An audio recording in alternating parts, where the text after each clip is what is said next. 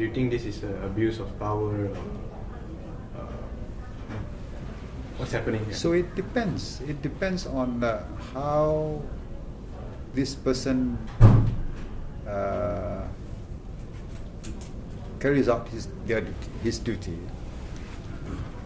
So if he merely poses as a liaison between the police and TDA, and then I think he's all right. But if he starts giving instructions, then it's a bit different. Okay? And from the information you've gathered, has he been giving such That I instructions? don't know. I will know. I don't have any information on that. Okay. What do you, Tan Sri, can you talk a bit more about the management of the PDRM? Do you think that there should be higher pay scale? Do you think there's an issue there? During my time, I have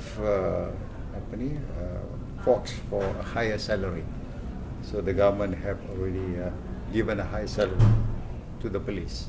Okay, because I really fought for the men, and I think the government under Pak Lah have increased the police salary, and I thank you for that.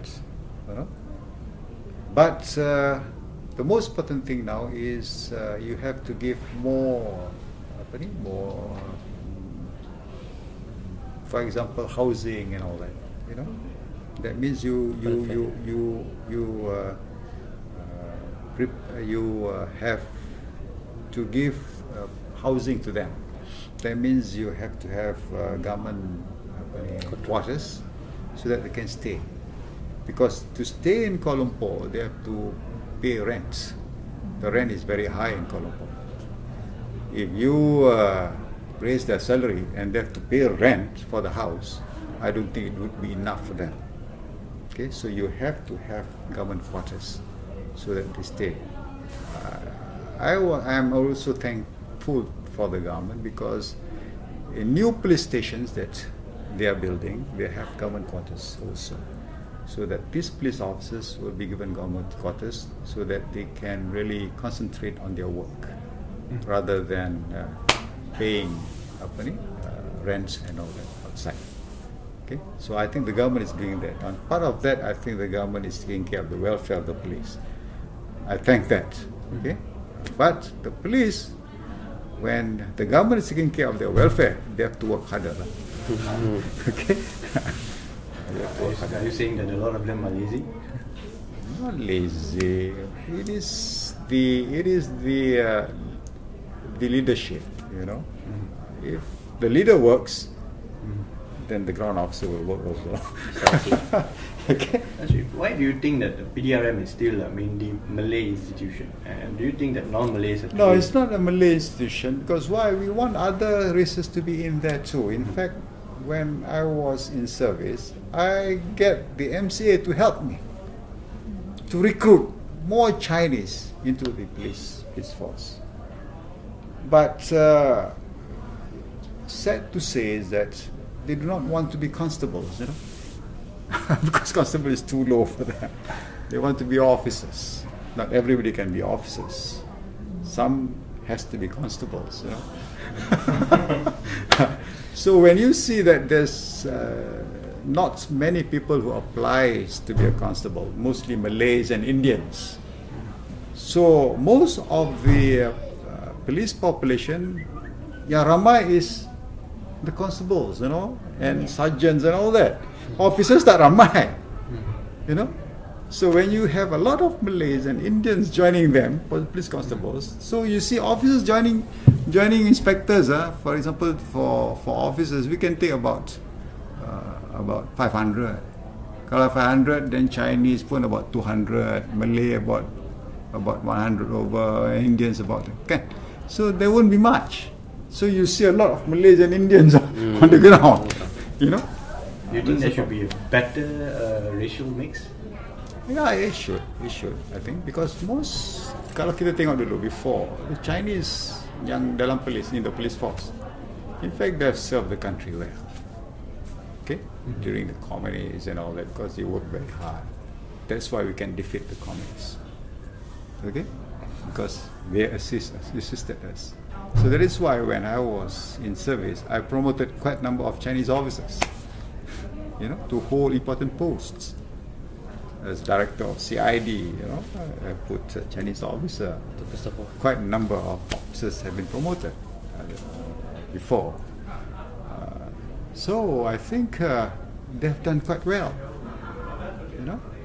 So I think to be fair and not to be labeled as a racial thing, I think we should get in more other races to be in the police force. But please, I also would like to encourage them to join as constables. Okay? But how to attract them since they don't seem to be interested? No, because why? I think is it because of the public image of the police? Not the public image of the police, because the police, for the Chinese, the police is the last resort. Because they want to do business. They want to make money. In the police force, you cannot make money. Because if you make money, then it's corruption. So there's a problem. Talking about corruption, Tan Sri. Just the other day, I was being stopped by a traffic officer. Yeah. Terus cakap, want to settle. So it's still so prevalent. How do we, at the lowest level, it's still happening? So tell them I cannot settle things. If you want to summon me, please issue a summon. Direct, just tell him that. And then you ask him, you're wearing this badge, integrity badge, what does it mean? Ask him that. Do you know what it means? You have the right to ask him. Okay? And what about at the highest level? Well, that's why I said that the officers have to take care of the officers on the ground. So if you do not take care of the officers on the ground, then this will happen. But if the officers also, they are the same like the officers on the ground, they are also on the take. Wow, then it becomes worse. Because the officers on the ground will say, even my boss takes, so I can take. No. So that will be the perception of the people on the ground. Hey, boss ambil, kita pun ambil lah. That's the problem. So that's why you have to be stern on this, to say that corruption is out of the way. You cannot be involved with corruption. Okay. What kind of actions did you take during your time? Before, we had our tape officers. Okay, whenever there's an operation, a traffic operation, they'll be there to observe. We send our disciplinary officers from Tattoo to watch them. In plain clothes.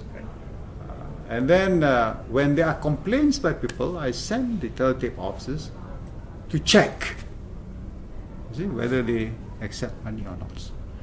So quite a number of times where these officers, not only traffic, even CID officers and all that, when they are doing the roadblocks and all that, we check whether they are collecting they take money from the public or not.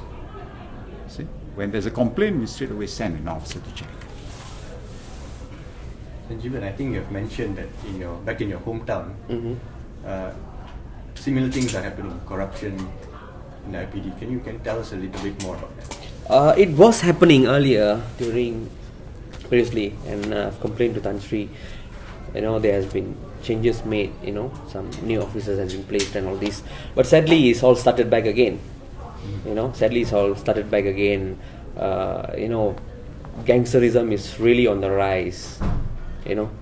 Before this, they were afraid of this preventive law, but now, since the preventive law has been abolished, they have been really on the rise. And it's a city. It's like a city that anybody can do anything, and you can walk away with money.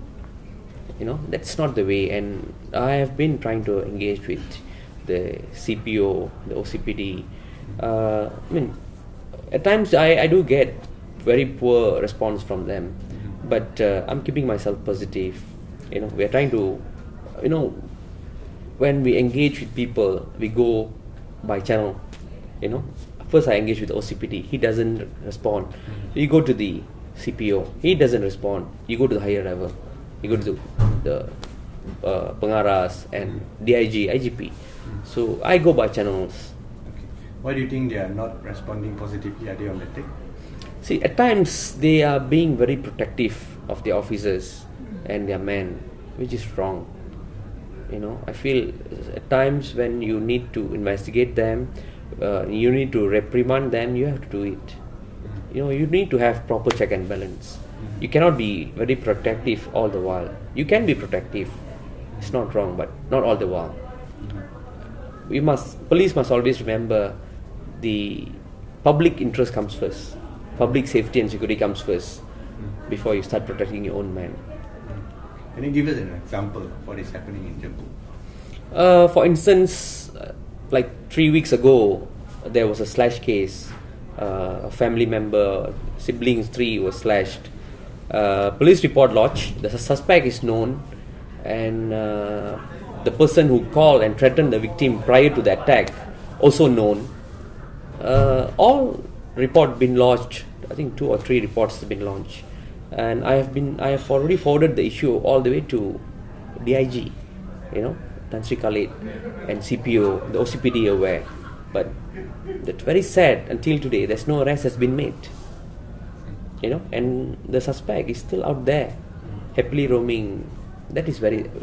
See, when the victim look at that, you know, I have been slashed. I've been slashed, and no action has been taken. What would their perception against the police? Do you think that this is just inaction, laziness, or do you think that there's more to it than that? Could be more to it. We wouldn't know, but that's why we want them to check. That's why we want them to act. You mentioned preventive laws. You know how things have changed. That's right. Maybe you can tell us, because there's been this. Well, I think yes. there is this perception that the preventive law is draconic. Okay? Perception by the public before, saying that it's draconic. In fact, the preventive law has helped us a lot in trying to curb gangsterism and all that. You know, they always say that in the Western countries, in the US, they don't have preventive law. When they arrest people, they charge them in courts. But of course, in Malaysia, the preventive law, you also have an advisory board, where this advisory board consists of judges who will review the cases, and that person who has been arrested will have also the right of habeas corpus, where he can complain to the courts if the arrest is wrong or detention is wrong. So there is also a check and balance. Not check and balance. There is also a procedure for redress. You know. Okay. When we hear about cases that even curi motorcycle and even cyber cafes can use EO. Yeah, because why? Because too much? these are operated by syndicates. When you have syndicates, nobody wants to give evidence in courts for fear of retaliation.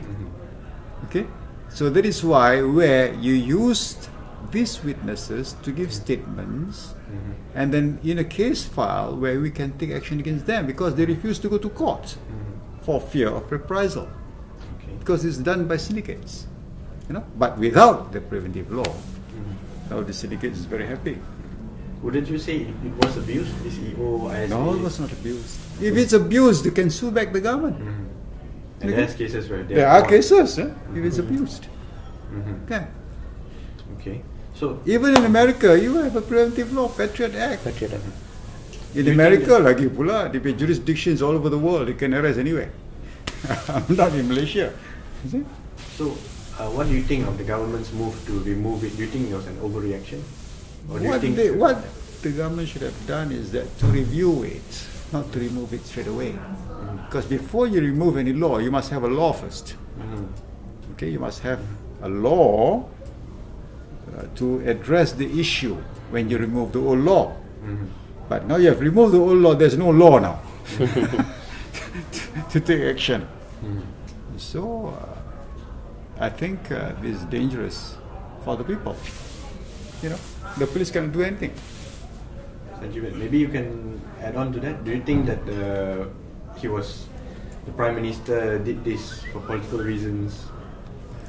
I do not know if the PM did this for a political motive or what. But then, to have a preventive law, it's good. Any country, they should have this. Just like US, they have this Patriot Act introduced back in 2001 after the 9/11. But for you to have a preventive law, there must be a check and balance, which is very important. Not a case file can be done by anybody. Rank and file. It should be done only by officers, done in a very professional manner. Then the suspects being arrested and all this. So there should be a progress and very high level of integrity and professionalism being maintained. So for me personally, I feel preventive law is good to have preventive law, so that we can tackle all these vice activities, gangsterism. But then the check and balance and high level of integrity involved. I think you've mentioned this before, but do you think that it's time for us to have IPCMC or something of that sort? Tan Sri has said that there should be some certain areas where... it does. Well, I have been always vocal about IPCMC. I think we should have IPCMC way back. Should be established way back. But it's just that Tan Sri and myself, we don't agree with some clauses in IPCMC. Like the right to appeal and all this. Even when criminals, when they are, let's say there's a judgment that they are given certain judgment and they can appeal to High Court and all this. So a policeman, he should have the right to appeal as well. And IPCMC is good. I think we should start one. But now we have this Integrity Enforcement Agency, Integrity Commission. Having it is one thing, working is one thing. So personally, I feel it's just being there. For sure. Not being implemented. That like last year they had like 300 over complaints, and what is the result from the complaints? Any law comes in, any commission comes in, there should be a result. We should be result oriented. Just not being there for the sake of being there.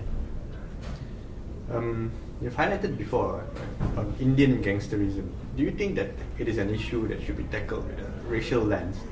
And do you think that is something that the Indian CPOs and officers with Indian descent on Indians to actually address this, or can you tell us more? Well, about this? Indian gangsterism is a national issue. When we talk about gangsterism, it's a national issue.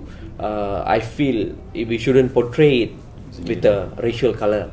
But on a separate note, when we talk about Indian gangsterism, I feel it is on the rise with the population of Indians in the country versus other races, and with the number of crime they are involved in, which is very high, and police should do something. All starts with awareness, educating them. Like. Don't you think this causes police to act racially? Don't you think this encourages racism by the police? No. This is not about racism. This is about tackling. See, you need a Chinese teacher to teach in a Mandarin class. You need an Indian teacher to teach in Tamil class. Same strategy applies here. As an Indian officer, he understands Indian sentiments better. You need a Malay Muslim officer to understand a Muslim's sentiments. It's racial sentiments. I think it is being done even in America. Yeah. Because in America, if there's a problem of Latin Americans involved with crimes, you get Latin American officers to deal with it. Okay? They get even Chinese officers to deal with the Chinese problem in America. because they understand the culture and all that. So that's why I think we should do that here too. Okay. Is there any other questions? Adu? Okay, thank you very much. And Have Happy anything New else Year to to you. For me, just to touch back on Indian gangsterism, I feel government should do something overall about gangsterism. The police should act something about overall gangsterism and focusing about the whole country and talk about Selangor alone. I think Selangor is going from bad to worse. So anything, just like Tan Sri had an experience like Snatch today, I had experience of slash case, people slashing each other in front of me back in Kajang. So it just happens anywhere, everywhere. And other crimes, that syndicated crimes, we talk about piracy, we talk about drugs and all these. These are all interlinked. Like I give you example, the D company, that was the mastermind behind the 1993 Bombay bombing. They were just a company dealing in piracy, DVDs and all this. Later, they transformed themselves as a terrorist group, and they were using the funding they are getting from piracy to fund themselves as a terrorist group. And later, they were involved in the 1993 Bombay bombing, which killed about 300 people. This is serious. And we have other instances like tri-border terrorist activities. Back in Brazil, Argentina and Paraguay, there's something called tri-border terrorism, where companies, people who are involved in piracy, they are the main contributor for Hezbollah. They contribute about $20 million US annually. The crime might look small, after all it's just about piracy. But we forget to look at the consequences. The money, the funds, the revenue that they're earning here, they're using it for other activities like drugs, illegal gambling, prostitution and all this. So these channels, if this can happen back in India, this can happen back in Brazil, what are the assurance we have? This will never happen in Malaysia. What about in Malaysia? Tan Sri, we know there's a DVD, you go to Pasar Malam, there's DVD. That's why I said DVDs. it is all being carried out by syndicates. So these are the things that I think we should tackle. Because why? We do not want them to grow bigger. If they are bigger, they can control everybody, even politicians. And what's happening in Malaysia during your time? Did the DVD? Yeah, we did a lot of syndicates? raids. We arrested them. Okay, and we took action also under preventive law. Okay, so even the KPHDN, the consumers under Sabri, Datuk Sri Sabri, the officers were being threatened, tontos and all that. So we assisted them in taking action. But we have to get the leaders, the top not leaders, the lower rank people. It's the top leaders who are controlling everything. In Malaysia, was it simply just DVD, or was this also a front for more serious activities like terrorism and all that? Well, we don't know what the money is being used for. Most probably, we can also finance any terrorist activities. That's what we are afraid of. That is what the American is always watching, have a watchful eye on us. Okay. Can you reveal to us if there is such links of terrorism or syndicated crime? At present, I don't think there is any, in any occasion, we have not surfaced that yet. Okay? But we are always monitoring them, whether these funds would go for illegal assistance of terrorist acts and all that. But in our country, I'm not only afraid of terrorism. I'm also afraid of extremism. Extremists, racial extremists and religious extremists, which can cause problems, security problems in our country. Okay? Not only terrorism. Can you elaborate on that, Tan Sri? Of course, if you talk about racial and all that, you sensitive matters, you can become a racial extremist, you know, and people can quarrel because of that. Being a multiracial country. So it's very important. Do you think that it's already happening? It's on the rise, or? Well, by the way political parties are talking about racial policies, you know, are you it also can referring happen. to parties like NGOs like Perkasa and all that? Anything, anybody who talks about race, their own race, you know, not only Perkasa, even DAP is talking about Chinese, you know. So it could turn out to be a racial thing, you know. So when you talk about Malaysians, you must be inclusive of everyone, you know, because we are multiracial. On that note, Tan Sri, people have criticized the police for failing to take action against people like, I remember that case, the Sinchu reporter. She reported about the person who issued that remark. She was the one being arrested. You talk about people like Ibrahim Ali making quite... Well, I think the police investigated the case. Okay. Well, the police, they only have the power to investigate, but the power to prosecute is with a different agency. Okay. So you cannot blame the police for that if no action is being taken on the part of prosecution. Okay. Okay. So is it are you blaming the AG's chambers over? I'm not blaming anybody because we don't know what happens to the investigation. So who should be accountable in cases like this? Okay, there is a case. Racial then you remarks should reveal why you're not charging these people. Who should reveal? The IGP, the AG himself? Of course, the person who are responsible for the prosecution. Okay.